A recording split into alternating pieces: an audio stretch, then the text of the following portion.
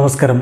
Raft of ഫുട്ബോളിലേക്ക് അവർക്കും സ്വാഗതം. അങ്ങനെ കാത്തിരിപ്പ് നിരാശയിലേക്ക് മാറിയിരിക്കുന്നു. ക്രിസ്ത്യാനോ റൊണാൾഡോയും ലിയോ മെസ്സിയും കളിക്കുന്നില്ല.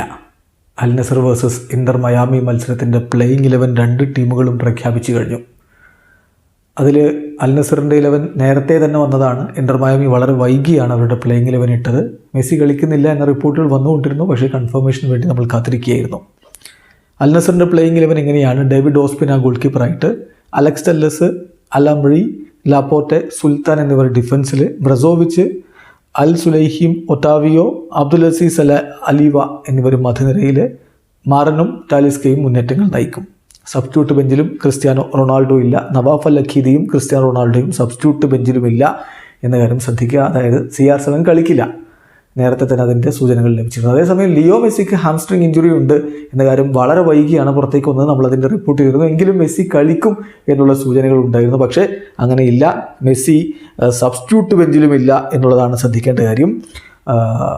ഇന്റർ മയാമിയുടെ പ്ലേയിങ് 11 ഇങ്ങനെയാണ്: Callender, Alba, Allen, Kryvtsov, Aviles, Gressel, മധ്യനിരയിൽ റൂയിസ്, ബുസ്കറ്റ്സ്, അതുപോലെ തന്നെ ഗ്രിഗോർ, മുന്നേറ്റ നിരയിലെ കമ്പാനയും ലൂയി സുവാരസും. ലിയോ മെസ്സി സബ്സ്റ്റിറ്റ്യൂട്ട് ബെഞ്ചിലുമില്ല എന്നുള്ളതാണ് ഏറ്റവും ശ്രദ്ധേയമായിട്ടുള്ള കാര്യം. അപ്പോൾ മെസ്സിയും ക്രിസ്ത്യാനോയും ഇന്ന് കളിക്കുന്നില്ല. വീഡിയോ അവസാനിക്കുന്നു.